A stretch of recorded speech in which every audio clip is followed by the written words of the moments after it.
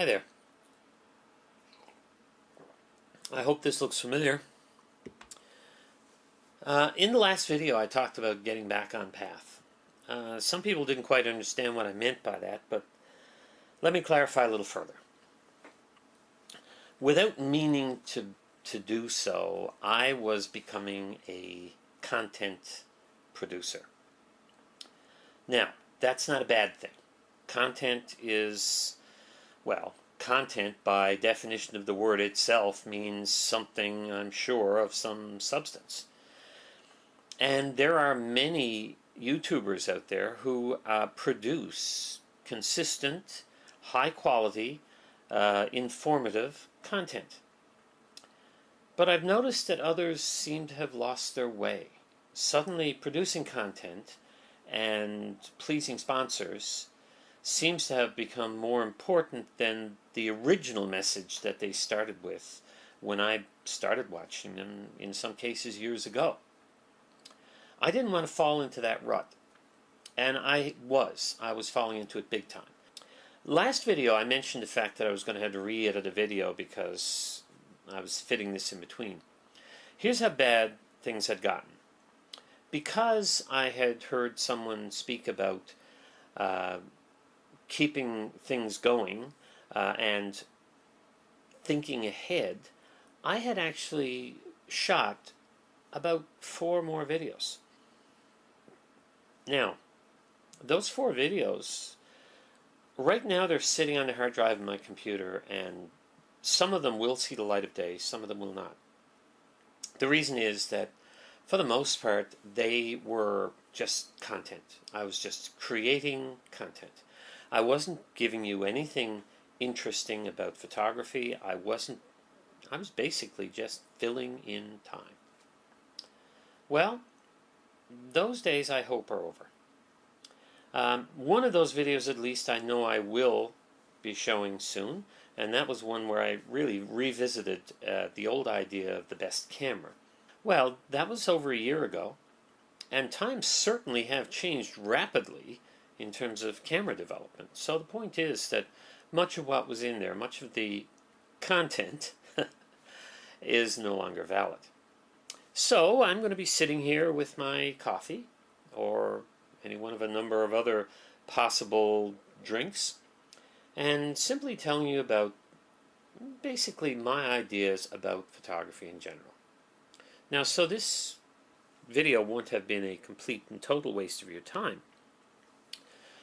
Hopefully you can see behind me a slideshow of some street photography.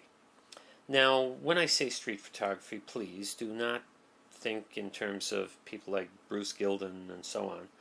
No, I was not ambushing people on the street. No, I was not looking for compromising things on the street.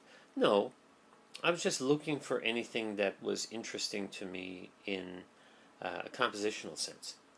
And some of my images may seem a little pedestrian, but the point I was trying to make is that I wanted to see how I could fit something very mundane and simple into a frame and make it look at least interesting enough that people will give it more than a simple glance.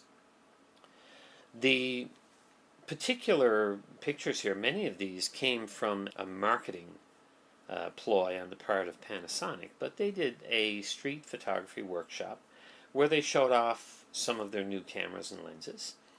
And being a user of Micro Four Thirds anyway, of course, I was quite interested. And the François Mellet, who was the instructor, I will leave a link below, he is basically a marketing educator. He teaches people about these cameras, but he is also interested in street photography. So we spent some time wandering around downtown Moncton.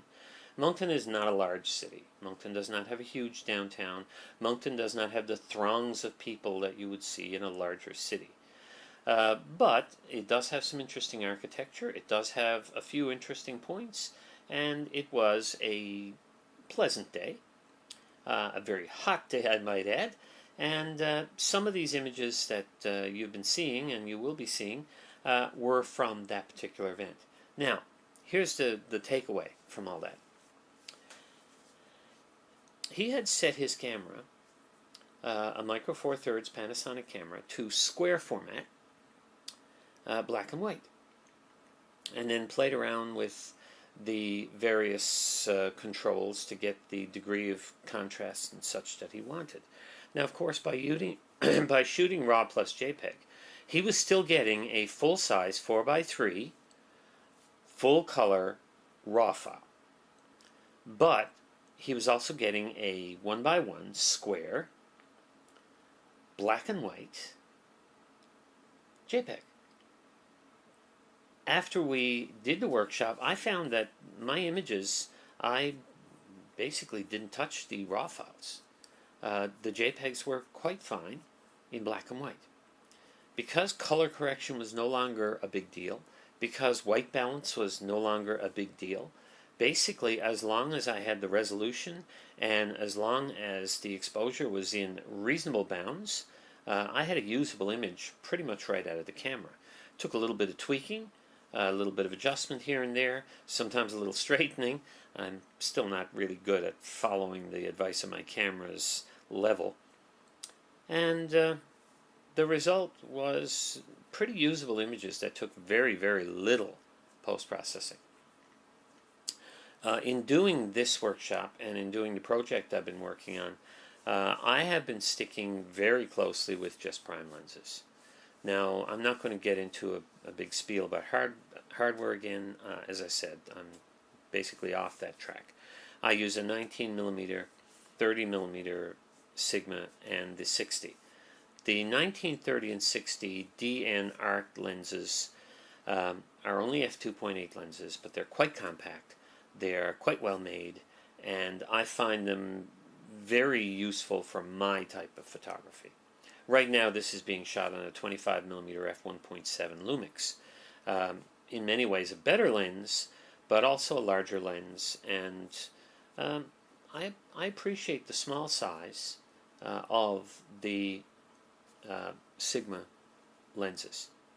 Anyhow, I'm wandering, I'm babbling, I'm starting to just produce content, and that's not what this is all about. So I hope you stick with my channel. If you like this video, please give me a like. If you want to see more of my videos and you haven't already, then subscribe. If you think anybody would get anything useful from this video, by all means share it. Although I think this video, more so than any others, is more of a just a clarification of what came before. So probably not something that you would necessarily want to share. We are into August now. Get out there and get some pictures before summer dwindles itself away and we don't even notice it. Before we realize it, it'll be Labor Day. Anyhow, enjoy, take lots of snaps. Bye for now.